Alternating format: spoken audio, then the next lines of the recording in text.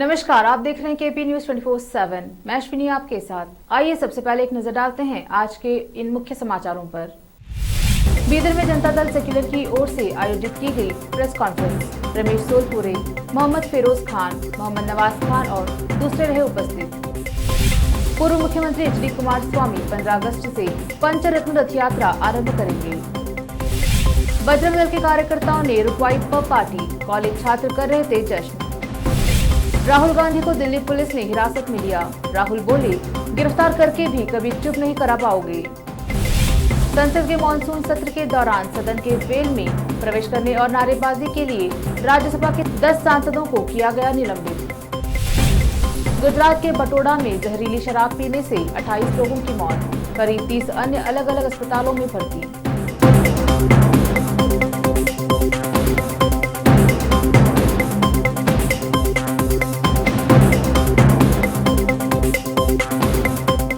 अब समाचार विस्तार से।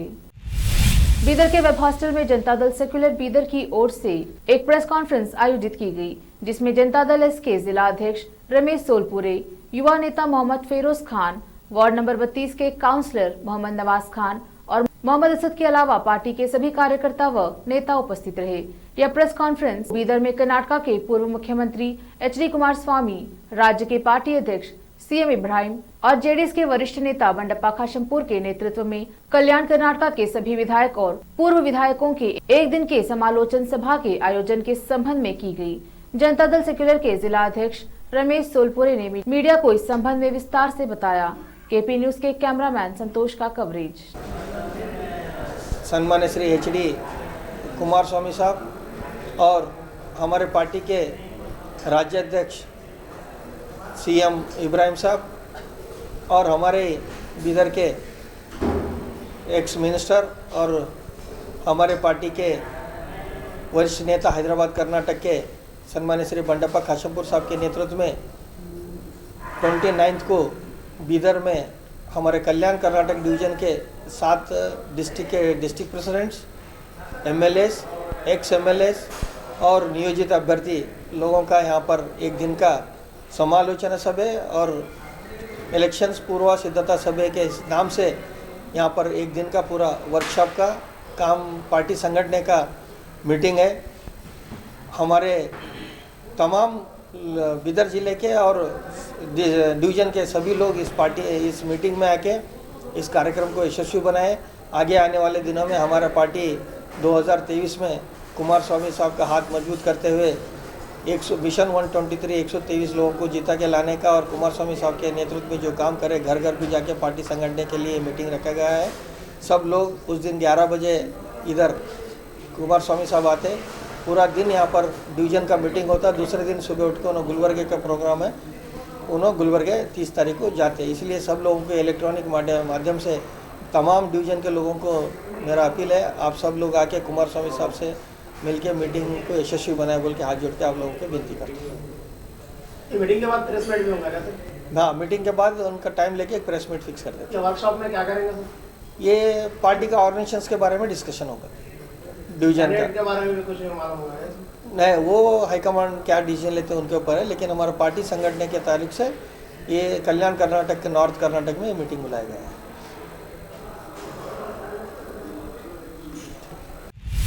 पूर्व मुख्यमंत्री एचडी कुमारस्वामी अगले विधानसभा चुनाव में पार्टी को बहुमत दिलाने के लिए लगातार 3 माह तक सभी विधानसभा क्षेत्रों का दौरा करेंगे। इस दौरे को पंचरत्न रथ यात्रा का नाम दिया गया है। उन्होंने कहा कि जनता मित्र कार्यक्रम खत्म करने के बाद 15 अगस्त को पंचरत्न रथ यात्रा का उद्घाटन करेंगे। अगले माह 10 अगस्त तक जनता मित्र कार्यक्रम खत्म होगा। जनता की भावनाओं को समझकर चुनाव घोषणा पत्र तैयार होगा। एचडी देवेगौड़ा और उनकी सरकार की उपलब्धियों को सामने रखा जाएगा। इस दौरान कुमारस्वामी गांव में विश्राम भी करेंगे, लोगों के साथ संवाद, सम्मेलन और बैठक भी करेंगे। कुमारस्वामी ने गत 1 माह से बेंगलुरु के सभी 28 विधानसभा क्षेत्रों में जनता मित्र कार्यक्रम के दौरान यहां के लोगों की भावनाओं को समझकर बेंगलुरु के लिए अलग चुनाव घोषणा पत्र तैयार करने का फैसला किया है। जनता जलाधरे और जनता मित्र कार्यक्रम से मिली सफलता को देखते हुए वे पंचरत्न रथ यात्रा करेंगे। जनता मित्र कार्यक्रम पहले ही खत्म होना था, लेकिन कुमारस्वामी की तबीयत खराब होने के कारण इस कार्यक्रम को कुछ दिन टालना पड़ गया। कर्नाटक के मैंगलोर में कथित रूप से बजरंग दल के कार्यकर्ताओं द्वारा पब में चल रही पार्टी रुकवाने का मामला सामने आया है। बताया जा रहा है कि सोमवार रात कुछ लोग पब में प्रवेश कर गए और वहां पार्टी रोकने को कहा। पुलिस सूत्रों ने बताया कि कार्यकर्ताओं ने पब में घुसकर आरोप लगाया कि शराब के नशे में धुत छात्र फेयरवेल पार्टी के नाम पर लोगों से अभद्र व्यवहार कर रहे थे। इस दौरान दोनों पक्षों के बीच गाली गलौज का भी मामला सामने आया है। हालांकि पुलिस ने मौके पर पहुंचकर स्थिति को संभाला। इसके बाद छात्र भी पब से चले गए। बताया जा रहा है कि इस मामले में पुलिस ने अभी तक मामला दर्ज नहीं किया है। पूर्व मुख्यमंत्री बीएस येडियुरप्पा के बेटे बीवाई विजेंद्र ने सोमवार को कहा कि पार्टी आला कमान की मंजूरी मिलने पर ही वे अगले साल होने वाले विधानसभा चुनाव लड़ेंगे। पिछले सप्ताह येडियुरप्पा ने छोटे बेटे विजेंद्र के लिए शिवमोगा जिले की अपनी शिकारीपुरा विधानसभा सीट छोड़ने की घोषणा की थी। हालांकि बाद में येडियुरप्पा ने कहा कि इसके बारे में पार्टी आलाकमान ही अंतिम निर्णय लेगा। विजेंद्र ने पत्रकारों से बातचीत में कहा कि उनकी उम्मीदवारी के बारे में पार्टी आलाकमान उचित समय पर निर्णय लेगा। येडियुरप्पा ने कार्यकर्ताओं के दबाव में उनके शिकारीपुर से अगला चुनाव लड़ने की बात कही थी, मगर इसके लिए पार्टी की मंजूरी जरूरी है। विजेंद्र ने कहा कि कोई भ्रम नहीं है, मेरे पिता येडियुरप्पा का शिकारीपुर क्षेत्र से बहुत घनिष्ठ संबंध है, इसलिए पार्टी नेताओं, कार्यकर्ताओं और क्षेत्र के लोगों के दबाव में उन्होंने यह घोषणा की। लेकिन उन्होंने यह भी कहा है कि इसका फैसला पार्टी का केंद्रीय ही नेतृत्व करेगा। नेशनल हेराल्ड से जुड़े मनी लॉन्ड्रिंग मामले में पूछताछ का सामना कर रही सोनिया गांधी को लेकर कांग्रेस देश भर में प्रदर्शन कर रही है। इसी कड़ी में दिल्ली के विजय चौक पर प्रदर्शन कर रहे कांग्रेस कार्यकर्ताओं के साथ राहुल गांधी भी शामिल हुए। प्रदर्शन करते हुए जब राहुल गांधी धरने पर बैठे तो पुलिस ने उन्हें हिरासत में ले लिया। हिरासत में लेकर दिल्ली पुलिस राहुल गांधी को किंग्सवे कैंप लाई है। वहीं हिरासत में लाए जाने के बाद राहुल गांधी ने कहा कि गिरफ्तार भी कर लिया जाएगा तो हमारी आवाज को चुप नहीं करा पाओगे। संसद के मॉनसून सत्र के दौरान सदन के वेल में प्रवेश करने और नारेबाजी के लिए राज्यसभा के 10 सांसदों को निलंबित किया गया है। तृणमूल कांग्रेस सांसद सुष्मिता देव, डॉक्टर शांतनु सेन और डोला सेन सहित 10 सांसदों को सप्ताह के शेष भाग के लिए सस्पेंड किया गया है। निलंबित किए गए सांसदों में सुष्मिता देव, डॉक्टर शांतनु सेन और डोला सेन के अलावा मौसम नूर, शांतनु, नदीमुल और गिरिरंजन के नाम भी शामिल हैं। विपक्षी सांसदों के हंगामे के कारण उच्च सदन की कार्यवाही 20 मिनट के लिए स्थगित की गई है। गौरतलब है कि लोकसभा में हंगामे पर स्पीकर ओम बिरला द्वारा कांग्रेस के 4 सदस्यों को पूरे सत्र के लिए निलंबित किए जाने के एक दिन बाद यह कार्रवाई सामने आई है। लोकसभा में हंगामे के लिए कांग्रेस सांसद ज्योतिमणि, माणिक्यम टैगोर, टीएन प्रतापन और रम्या हरिदास को सोमवार को सस्पेंड किया गया था। अब समय है एक छोटे से ब्रेक का, जल्द लौटेंगे ब्रेक के बाद। हिंदुस्तान के हर कोने में हम हैं मौजूद। 24 घंटे हालात पर गहरी नजर, खबरों से जुड़े चुपते सवालात और आपको दिखाता है धार्मिक, सामाजिक, राजनीतिक, लोकल और इंटरनेशनल न्यूज की सबसे बेहतर कवरेज, जो आपको रखती है हर पल बाखबर। देश और दुनिया भर की खबर के लिए देखते रहें KP news 24/7। Noor education trust Bidar की ओर से चलाए जाने वाला Noor MEd and BEd college Bidar, recognised by NCTE Delhi and affiliated to Gulbarga University, Gulbarga. Admission are open for the academic year 2021-22. विशेषज्ञ और सक्षम शिक्षकों द्वारा शिक्षा प्राप्त करने के लिए नूर एमएड एंड बीएड कॉलेज में दाखिला लें और शांत वातावरण में शिक्षा प्राप्त करें। बीदर शहर में बेहतर शिक्षा का एकमात्र केंद्र Noor MEd and BEd college, Shahpur gate, Bidar. Phone numbers 9945283920, 8482221297। घर, दुकान और ऑफिस कितना भी सुंदर बनाया जाए और हर तरह से उन्हें सजाया जाए, अगर फर्नीचर ना हो तो सब अधूरा सा लगता है। और अच्छा फर्नीचर घर, दुकान और ऑफिस को 4 चांद लगाता है और देखने वालों में शान बढ़ाता है। और जब घर इतना सुंदर बनाया जाता है तो उसमें बेहतर और सुंदर फर्नीचर का भी उपयोग जरूरी है। अपने घर, दुकान, ऑफिस के लिए अच्छा और सुंदर और पायदार फर्नीचर और दूसरी चीजों का बीदर शहर में एकमात्र केंद्र है Nikita industries and Nikita furniture showroom, जहां पर एक ही छत के नीचे विभिन्न डिजाइन और विभिन्न रंगों और विभिन्न कंपनियों के पलंग, अलमारी, सोफा सेट, डाइनिंग टेबल, श्रृंगारदान, ऑफिस काउंटर्स, विभिन्न कलर्स और डिजाइन की कुर्सियां, बहुउपयोगी चौकियां और दूसरी चीजें उपलब्ध हैं। घर, ऑफिस और दुकान बनकर तैयार है और वहां के लिए फर्नीचर का सोच रहे हैं तो देर किस बात की, तुरंत चले आइए। Nikita industries and Nikita furniture showroom, shed number C1, industrial estate, Gandhiganj, Bidar. अधिक जानकारी के लिए शोरूम के मालिक जयराज खंडे से इन नंबर्स पर संपर्क करें 9448128148 08482227010। ब्रेक के बाद स्वागत है आपका। देखते हैं अन्य समाचार। गुजरात के बोटाड जिले में जहरीली शराब पीने से अब तक 28 लोगों की मौत हो चुकी है। राज्य के पुलिस महानिदेशक आशीष भाटिया ने इसकी पुष्टि की है। बोटाद पुलिस ने सोमवार रात भर तलाशी अभियान चलाया, जिसमें 600 लीटर मिथेनॉल जब्त किया गया। अहमदाबाद क्राइम ब्रांच ने देर रात तक जहरीली शराब बनाने वाले मुख्य आरोपी को गिरफ्तार कर लिया है। गुजरात ड्राई स्टेट है, यहाँ शराब की बिक्री प्रतिबंधित है। ऐसे में इस तरह की घटना चौंकाने वाली है। गुजरात सरकार ने 2017 में शराबबंदी से जुड़े कानून को और सख्त बना दिया था, जिसके तहत राज्य की सीमा में शराब बिक्री पर 10 साल तक की सजा का प्रावधान है। अधिकारियों ने बताया कि भावनगर, बोटाद, बरवाला और धंधुका के विभिन्न सरकारी अस्पतालों में अब भी करीब 30 लोगों का इलाज चल रहा है। भावनगर रेंज के महानिरीक्षक अशोक कुमार यादव ने त्रासदी की जांच के लिए एक विशेष जांच दल का गठन किया है। जनपद मुरादाबाद सिविल लाइन थाना क्षेत्र के जिलाधिकारी कार्यालय पहुंचकर शिवसेना के जिला प्रमुख रामेश्वर दयाल ने एक शिकायती पत्र अधिकारियों को सौंपा है।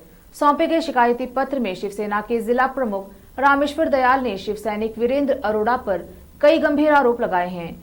शिवसेना के जिला प्रमुख रामेश्वर दयाल का आरोप है कि पूर्व में शिवसेना के पदाधिकारियों द्वारा वीरेंद्र अरोड़ा को पार्टी से निष्कासित कर दिया गया। निष्कासित होने के बाद शिवसेना की आड़ में शिव सैनिक विभिन्न कंपनियों के नकली बेरिंग बनाकर बेचता है। इसके साथ वैश्यावृत्ति, सट्टे की खाईबाड़ी व हरियाणा मारकर शराब बेचने का अवैध धंधे में लिप्त है। इतना ही नहीं, शिवसेना के जिला प्रमुख रामेश्वर दयाल ने आगे आरोप लगाया है कि मार्केट के व्यापारियों से पार्टी में झूठी शिकायत करने का भय दिखाकर अवैध वसूली करता है व उनसे रंगदारी मांगता है। जिला प्रमुख ने बताया कि इन सभी गतिविधियों के चलते शिव सैनिक वीरेंद्र अरोड़ा को पार्टी ने 25 जुलाई 2016 को निष्कासित कर दिया था। निष्कासित होने के बाद भी शिव सैनिक पार्टी की छवि अभी भी काफी धूमिल कर रहा है और अपने आप को शिवसेना का जिला प्रमुख बता रहा है और प्रशासन को पूरी तरह से गुमराह कर रहा है। लिहाजा प्रशासन से मांग है कि ऐसे व्यक्ति पर कठोर से कठोर कार्यवाही की जाए। मुरादाबाद से केपी न्यूज के संवाददाता आलम वारसी की रिपोर्ट। जी, डॉक्टर रामेश्वर दयाल तो है जिला प्रमुख शिवसेना मुरादाबाद। आज हमने एडीएम सिटी साहब को ज्ञापन दिया है और जिला कारागार, DIOS, मुख्य चिकित्सा अधिकारी, परिवहन अधिकारी, तमाम यहाँ मुरादाबाद के जो वरिष्ठ कार्यालय हैं, अधिकारी हैं, उनको हमने ज्ञापन दिया है। ज्ञात हो कि विगत 2016 में पार्टी विरोधी गतिविधियों के कारण जो पूर्व जिला प्रमुख था शिवसेना का वीरेंद्र अरोड़ा, उसे माननीय शीर्ष नेतृत्व ने उसे निष्कासित कर दिया है। लेकिन फिर भी वह शिवसेना की आड़ लेकर आज भी शिवसेना का दुरुपयोग कर रहा है। जिला प्रमुख लिख रहा है और विभिन्न कार्यालयों में जाकर अनावश्यक दबाव बनाता है। ज्ञात हो कि अपने निवास स्थान पर नकली बैरिंग बेचता है, सट्टे की खाईवारी करता है, वैश्यावृत्ति का धंधा करता है, हरियाणा माल का दारू बेचता है। पहले भी हमने ज्ञापन दिया था, लेकिन स्थानीय पुलिस का इसे संरक्षण प्राप्त रहता है और मुरादाबाद के एक बहुत बड़े कारोबारी का भी इसके सर पर हाथ रहता है। आज हमने ज्ञापन दिया है, अगर शीघ्र ही इसके खिलाफ कार्रवाई नहीं हुई तो भविष्य में हम भूख हड़ताल पर बैठेंगे और बड़ा आंदोलन करेंगे। जय हिंद, जय भारत।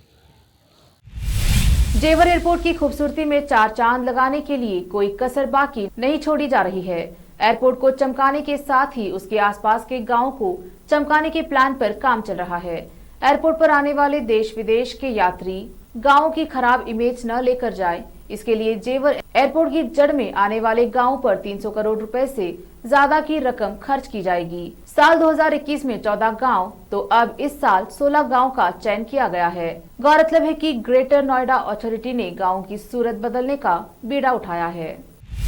मुरादाबाद के मुगलपुरा थाना क्षेत्र के गुजराती मोहल्ला निवासी महिला नुपुर रस्तोगी ने सिविल लाइन स्थित कार्यालय पहुंचकर एक शिकायती पत्र एसएसपी कार्यालय पर दर्ज कराया है। शिकायती पत्र में महिला का आरोप है कि उसकी शादी हिंदू रीति रिवाज के साथ कुछ समय पहले थाना सिविल लाइन क्षेत्र के रामगंगा विहार निवासी युवक के साथ हुई थी। आरोप है कि शादी के बाद से पति आए दिन महिला के साथ मारपीट करता था और उसे प्रताड़ित करता। इतना ही नहीं, महिला ने पति पर दूसरी शादी करने का भी आरोप लगाया है।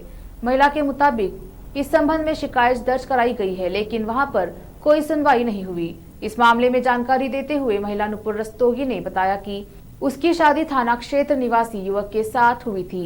शादी के बाद से ही उसके साथ आए दिन मारपीट करता था और उसे प्रताड़ित करता था और मानसिक एवं शारीरिक उत्पीड़न भी करता है।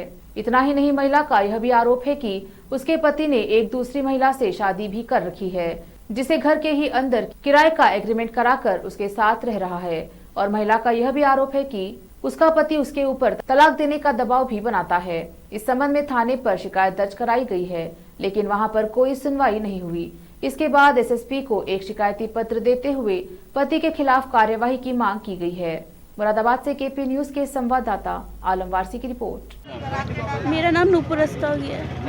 एसएसपी कार्यालय आई है, क्या वजह है? सर, मेरे पति ने दूसरी शादी कर ली बिना मुझे तलाक दिए हुए और कहते हैं मैंने रेंट पे रख रखी है। नाम है साक्षी शर्मा, एग्रीमेंट पे रख रखी है। और मैं 112 करके पुलिस वालों के साथ गई थी, तो वहाँ पर मुझे किसी ने भी अंदर नहीं जाने दिया और पुलिस वाले अंदर से आए, बोले कोई नहीं है, कोई नहीं है, कोई नहीं, हम वीडियो बना के लिए आए। वहाँ पर सारा दहेज का सामान रखा था पैक हुआ हुआ, और मेरा बेड तो मेरी सास को दे दिया, और जो एक नया बेड पन्नी लगा हुआ बेड, बिल्कुल वो कह रहे हैं ये रेंट वाली लड़की का कमरा है और उसमें एसी लगवा रहे हैं, पंखा लगवा रहे हैं। तुम रेंट वाली के लिए पंखा एसी लगवाओगे? मेरी शादी 2019 में हुई है। 2019 अब जो शादी उन्होंने करी है वो कौन सी डेट में करी है? कुछ अभी पता हाल ही में लगी है मुझे। समय हो गया आपको पता लगे? मुझे कम से कम 1 महीना भी नहीं हुआ है, 15 दिन हुए मुझे पता लगे। आपको पता लगा है? जी। आपके पास कितने बच्चे हैं? मेरे पास एक लड़का है, मैं बहुत छोटा लाई थी, 1.25 महीने का। इन लोगों ने मुझे घर से निकाला। जब आप जो पति हैं आपके, क्या आपके साथ कुछ किस तरह का उत्पीड़न कर रहे हैं, मारपीट करते हैं, कुछ करते हैं? सर, मुझे धमकी देते हैं न्यायालय परिसर में कि अगर तू बयान देगी तो तुझे मरवा देंगे, तेरे बच्चे को उठवा देंगे। मेरे 498 में बयान है, जिससे मुकदमा दर्ज करा रखा है। जी जी, 2020 में। अब क्या चाहते हैं आप? सर, इन्हें बहुत कड़ी से कड़ी सजा मिले, इनको, इनके माँ बाप को और इनके भाई भाभी को। इन लोगों ने आपके हस्बैंड को हर्षित रस्तोगी। क्या करते हैं हर्षित रस्तोगी? मुझे काम तो उन्होंने बताया नहीं, जो उड़ती उड़ती खबर सुनी है मैंने, ये MCX सट्टे का काम करते हैं, नंबर 2 का। कहाँ पर, किस जगह? वहाँ पर कहाँ रहते हैं? ये रामगंगा विहार फेज 2 B35 में रहते हैं, सिर्फ थाना सिविल लाइन। कोई मेरी जांच नहीं करी। मैंने वहाँ पर एक आदेश पत्र दिया था, वो मतलब प्रार्थना पत्र, उस पर भी कोई कार्रवाई नहीं करी। थाने गए थे और वहाँ से ही सुनने में आया कि उन्होंने तो हमें 50,000 रुपये दे दिए, अब हम कोई कार्रवाई नहीं करेंगे। अच्छा, आप क्या चाहते हैं आप? मैं ये चाहती हूँ उनके खिलाफ कड़ी से कड़ी कार्रवाई हो, कानूनी कार्रवाई। और जो साक्षी शर्मा रह रही है उसके खिलाफ भी, उनने शादीशुदा मर्द से कैसे शादी कर ली बिना तलाक दिए। राष्ट्रपति चुनाव हारने के बाद पूर्व केंद्रीय मंत्री यशवंत सिन्हा ने मंगलवार को कहा कि वह किसी अन्य राजनीतिक दल में शामिल नहीं होंगे और निर्दलीय रहेंगे। हाल ही में हुए राष्ट्रपति पद के चुनाव में कांग्रेस और तृणमूल कांग्रेस सहित गैर भारतीय जनता पार्टी दलों के संयुक्त उम्मीदवार सिन्हा को सत्तारूढ़ राष्ट्रीय जनतांत्रिक गठबंधन की उम्मीदवार द्रौपदी मुर्मू के हाथों हार का सामना करना पड़ा। सिन्हा ने राष्ट्रपति पद के चुनाव से पहले तृणमूल कांग्रेस के राष्ट्रीय उपाध्यक्ष के पद से इस्तीफा दे दिया था। जब उनसे सवाल किया गया कि सार्वजनिक जीवन में वह क्यों भूमिका निभाना चाहते हैं, तो यशवंत सिन्हा ने कहा कि उन्होंने अभी यह फैसला नहीं किया है कि वह अब सार्वजनिक जीवन में क्यों भूमिका निभाना चाहते हैं। माना जा रहा है कि सिन्हा राष्ट्रीय मंच में वापसी कर सकते हैं। सिन्हा ने 2018 में राष्ट्रीय मंच बनाया था। अफगानिस्तान में तालिबान के कब्जे के बाद से वहां के लोगों के हालात बदतर हो गए हैं। खासकर हजारों की संख्या में हिंदू और सिख समुदाय के लोग देश छोड़कर जा चुके हैं।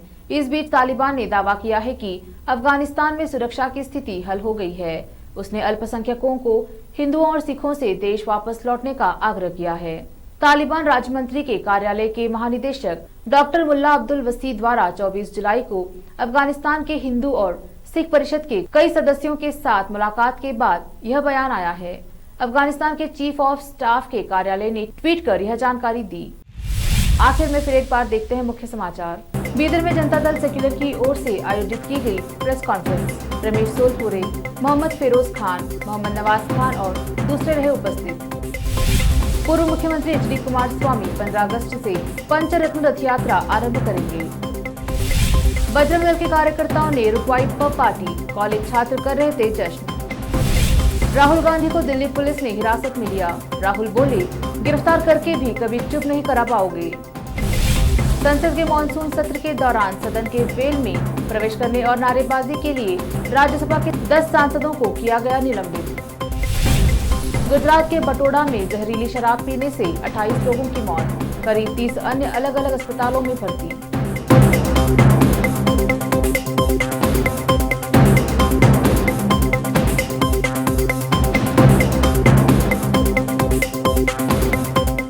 केपी न्यूज में अब तक के लिए इतना ही। अन्य समाचारों के लिए देखते रहिए केपी न्यूज 24/7। धन्यवाद।